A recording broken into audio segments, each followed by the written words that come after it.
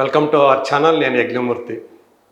ప్రస్తుతం తమిళ చిత్రసీమ సంక్షోభాన్ని ఎదుర్కొంటూ ఉందా? ధనుష్ కారణంగా అనేక మంది నిర్మాతలు ఇబ్బందులో పడ్డారా అంటే అవుననే సమాధానం వస్తూ ఉంది. ఈరోజు తమిళ చిత్రసీమకు చెందినటువంటి నిర్మాతలు, అలాగే డిస్ట్రిబ్యూటర్లు, ఎగ్జిబిటర్లు సమావేశాన్ని ఏర్పాటు చేసుకున్నారు. ఆగస్టు 15 తర్వాత కొత్త సినిమాల షూటింగ్లు ఏవి కూడా ప్రారంభించకూడదని ఒక తీర్మానం చేశారు. అలాగే ఇప్పుడు ప్రజెంట్ ఏవైతే షూటింగ్లో ఉన్నాయో, నిర్మాణ దశలో ఉన్నాయో వాటి షూటింగ్ మొత్తం కూడా పనులన్నీ కూడా అక్టోబర్ లోపల పూర్తి చేయాలని చెప్పి కూడా ఒక తీర్మానం చేశారు. ఒకవేళ ఆ టైం లోపల కనుక షూటింగ్లు పూర్తి కాకపోతే ఆ సినిమాలు కూడా నిరవధికంగా ఆగిపోయే పరిస్థితి ఉంది అని కూడా హెచ్చరించారు. ఎందుకంటే నవంబర్ 1 నుంచి ఏ సినిమా షూటింగ్లు కూడా ఇంకా జరపబోమని చెప్పేసి తేల్చి చెప్పారు. సో తమిళ నిర్మాతల మండలి, అలాగే నిర్మాతల సంఘం, అలాగే ఎగ్జిబిటర్స్ అసోసియేషను, అలాగే డిస్ట్రిబ్యూటర్స్ అసోసియేషను వీళ్ళందరూ కలిసి తీసుకున్నటువంటి నిర్ణయం ఇది. కారణం ఏంటంటే ఈ సంవత్సరం తమిళ చిత్రసీమ చాలా సంక్షోభాన్ని ఎదుర్కొంటూ ఉంది. ఏ సినిమా కూడా ప్రేక్షకుల ఆదరాన్ని పొందకపోవడం అటుంచి రిలీజ్ అయిన ప్రతి సినిమా కూడా డబ్బాలు వెనక్కి వచ్చేస్తూ ఉన్నాయి. కేవలం ఒక్క సినిమా మాత్రమే ఈ సంవత్సరం ఇన్ని నెలల తర్వాత 7 నెలలు ఇప్పటివరకు ఈ సంవత్సరంలో 7 నెలల కాలం పూర్తయితే అందులో ఒకే ఒక్క సినిమా 100 కోట్ల మైలురాయిల్ని చేరుకుంది. అది మన విజయ్ సేతుపతి యాక్ట్ చేసినటువంటి మహారాజా. సో లేటెస్ట్గా ధనుష్ మూవీ రాయన్ రిలీజ్ అయింది. ఆ సినిమా బాగానే కలెక్షన్స్ రాబడుతుంది. అయినప్పటికీ కూడా ధనుష్ వల్ల కూడా చాలామంది నిర్మాతలు ఇబ్బందులు ఎదుర్కొంటున్నారు. కారణం అనేక మంది నిర్మాతల దగ్గర నుంచి సినిమాలు చేస్తానని చెప్పేసి ఆయన అడ్వాన్సులు తీసుకోవటం. అందుగురించి ఈరోజు ఆయన్ని తమిళ చిత్రసీమలో అడ్వాన్స్ స్టార్ అని చెప్పేసి ప్రైవేట్గా పిలుస్తూ ఉన్నారు. సో అనేక మంది నిర్మాతల దగ్గర నుంచి సినిమాలు చేస్తామని చెప్పేసి అడ్వాన్సులు తీసుకొని వాళ్ళెవరికి కూడా సినిమాలు చేయకుండా సన్ పిక్చర్స్కి ఇప్పుడు ఆయన రాయన్ అనే సినిమా తన డైరెక్షన్లో 50వ సినిమాగా చేయటం, అది రీసెంట్గా మన ముందుకు రావటం మనందరికీ తెలుసు. దీంతో అనేక మంది నిర్మాతల మండలికి ధనుష్ ప్రవర్తన మీద, సో ఆయన తమకి పెడుతున్నటువంటి ఇబ్బందుల గురించి ఫిర్యాదులు చేయడంతో సో ఆయన విషయం కూడా ఈ సమావేశంలో వాళ్ళు చర్చకు పెట్టారు. ఈ సందర్భంగా ఎట్టి పరిస్థితుల్లో తను ఎవరికైతే అడ్వాన్సులు తీసుకున్నాడో, ఏ నిర్మాతల దగ్గర నుంచి అయితే ఆ నిర్మాతలకు అందరికీ కూడా ఆయన సినిమాలు చేయాలని, లేని పక్షంలో ఆయనతో ఫర్దర్గా ఎవరో కూడా సినిమాలు కొత్తగా ఎవరో కూడా అతనితో సినిమాలు ప్రారంభించకూడదని వాళ్ళు ఒక తీర్మానం చేశారు. సో ఇప్పుడు ధనుష్ ఏం చేయబోతాడు అనేది కూడా ఒక ఆసక్తికరంగా మారిన సందర్భం మనం చూస్తున్నాం. సో తమిళ చిత్రసీమ చాలా కాలంగా, ఎందుకంటే అక్కడ నిర్మాణ వ్యయం బాగా పెరిగిపోయింది, బడ్జెట్ వ్యయం బాగా పెరిగిపోయింది. ఇందులో ప్రధానమైనటువంటి కీలకంగా మారింది యాక్టర్స్ యొక్క రెమ్యూనరేషన్. సో ఇందులో ఈరోజు జరిగినటువంటి సమావేశంలో యాక్టర్ల రెమ్యూనరేషన్ కూడా ఒక చర్చ జరిగింది. చాలా తీవ్రమైనటువంటి చర్చ జరిగింది. సో ఇప్పుడు అంటే యాక్టర్ల రెమ్యూనరేషన్స్ ఎలా ఉండాలి, బడ్జెట్ పరిమితులు ఏంటి, సో ఏ బడ్జెట్లో సినిమా తీసేటప్పుడు ఆ యాక్టర్ల రెమ్యూనరేషన్లు ఎంత ఉండొచ్చు అనే దాని మీద అతి త్వరలో ఒక రెగ్యులేషన్ పాస్ చేయాలని చెప్పేసి కూడా ఈరోజు జరిగినటువంటి ఈ సమావేశం నిర్ణయించింది. సో ఏదైతే అంటే ఇప్పటివరకు విశాల్, సో గతంలో అతను కూడా అలాగే నిర్మాతలు ఇబ్బంది పెట్టాడు, అడ్వాన్సులు తీసుకుని చెప్పేసి అతని మీద గతంలో నిషేధం లాంటిది విధించారు. ఇప్పుడు మళ్ళీ ధనుష్ మీద అలాంటిదే రావటం, అలాంటి ఫిర్యాదులే రావటం ఇప్పుడు గమనించాల్సినటువంటి విషయం. తను ఎంత మంచి డైరెక్టర్ అయినా, ఎంత మంచి నటుడైనా, ఎంత మంచి రచయిత అయినా ఇలా నిర్మాతల్ని ఇబ్బంది పెట్టడం తగదు అని చెప్పేసి నిర్మాతల మండలి ఆధ్వర్యంలో ఉన్నటువంటి ఆ సమావేశం తీర్మానం చేసింది. కాబట్టి ఇప్పుడు ధనుష్ ముందు రెండు మార్గాలు ఉన్నాయని చెప్పాలి. ఒకటి, తను ఇప్పటి వరకైతే ఎవరికైతే అడ్వాన్సులు అయితే తీసుకున్నాడు, ఎవరి దగ్గర నుంచి అయితే ఆ సినిమాలన్నింటినీ కూడా పూర్తి చేయాలి.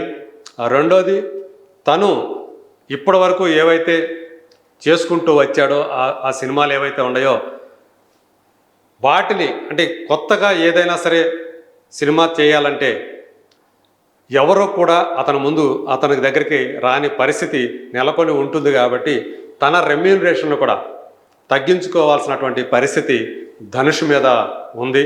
సో ఇప్పుడు అతను ఏం చేస్తాడు అనేది కీలకంగా మారింది.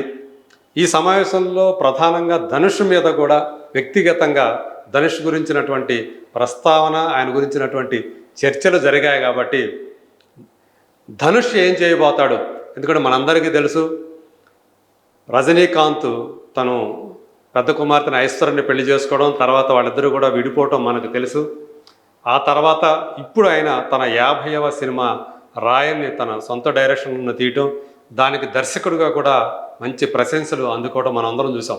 సో ఎప్పుడో 2017లో తను దర్శకుడిగా మారి తను యాక్ట్ చేయకుండా రాజ్ కిరణ్ రేవతి ఆ సీనియర్ యాక్టర్లతోటి ఆయన పాండి అనే ఒక సినిమాని డైరెక్ట్ చేసి దర్శకుడిగా ప్రశంసలు అందుకుంటాడు. ఆ సినిమా బాక్స్ ఆఫీస్ దగ్గర పెద్ద విజయం సాధించకపోయినా డైరెక్టర్గా ధనుష్ యొక్క టాలెంట్ని ప్రపంచానికి చాటి చెప్పింది.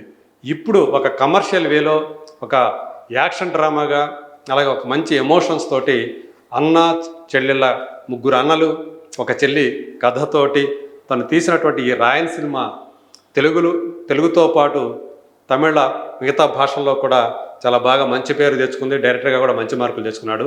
ఇలాంటి పరిస్థితుల్లో ధనుష్ మీద ఏదైతే ఈ తీర్మానం జరిగిందో ఎట్టి పరిస్థితుల్లో అయినా సరే తను కొత్తగా ఏ సినిమాని ఒప్పుకోవడానికి వీల్లేదు. పూర్తిగా ఇప్పుడు తాను ఎవరి దగ్గర అయితే అడ్వాన్సులు తీసుకున్నాడో వాళ్ళందరికీ కూడా సినిమాలు చేయాల్సినటువంటి పరిస్థితి. సో కాబట్టి ధనుష్ ఏం చేస్తాడనేది ఇప్పుడు అందరూ కూడా ఆసక్తిగా ఎదురు చూస్తున్నటువంటి విషయం. ఇకపోతే మిగతా స్టార్స్ ఏవైతే మనకి రజనీకాంత్ దగ్గర నుంచి కమల్ హాసన్ కానివ్వండి, సూర్య కానివ్వండి, విజయ్ కానివ్వండి, అజిత్ కానివ్వండి, సో వీళ్ళందరూ స్టార్లు కూడా ఇప్పుడు తాము ఏవైతే సినిమాలు చేస్తున్నారో ఆ సినిమాలన్నింటినీ కూడా అక్టోబర్ లోపల ఫినిష్ చేయాల్సినటువంటి పరిస్థితి, లేదంటే నవంబర్ 1 నుంచి అవన్నీ కూడా ఆగిపోయే ప్రమాదం ఉంది.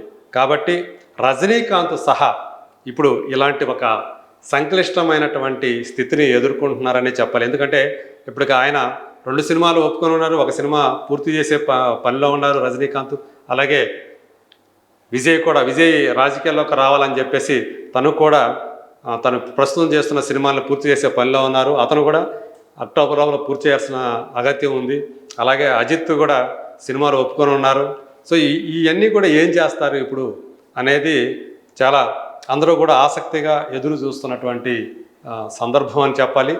చూడాలి, అంటే ఎప్పుడూ లేనిది తమిళ చిత్రసీమలో ఇలాంటి పరిస్థితి రావటం. ఎందుకంటే ఈ సంవత్సరం ఇప్పటివరకు కూడా రిలీజ్ అయిన సినిమాలన్నీ ఏవి కూడా ఒక మహారాజా తప్ప, లేటెస్ట్గా రాయన్ తప్ప ఇప్పటివరకు ఏ ఒక్క సినిమా కూడా ప్రేక్షకులను మెప్పించలేకపోవడం, చాలా ప్రొడ్యూసర్స్ అనేవాళ్ళు చాలా లాసెస్ని భరించాల్సి రావడంతో తప్పనిసరి పరిస్థితుల్లో సో రెమ్యూనరేషన్స్ అనేది ఒక తీవ్రమైన విషయంగా పరిగణించి వాటి మీద కోత విధించేందుకు నిర్మాతలందరూ కూడా సమాయత్తమవుతున్నారు. చూడాలి, నిజంగా వీళ్ళు రజనీకాంత్ రెమ్యూనరేషన్ తగ్గించగలుగుతారా, విజయ్ రెమ్యూనరేషన్ తగ్గించగలుగుతారా, కమల్ హాసన్, అలాగే విక్రమ్, సూర్య, అలాగే అజిత్, వీళ్ళంతా ఈ స్టార్స్ రెమ్యూనరేషన్స్ని వాళ్ళు ఎలా తగ్గించగలుగుతారు అనేది ఒక పెద్ద ప్రశ్నగా మారింది.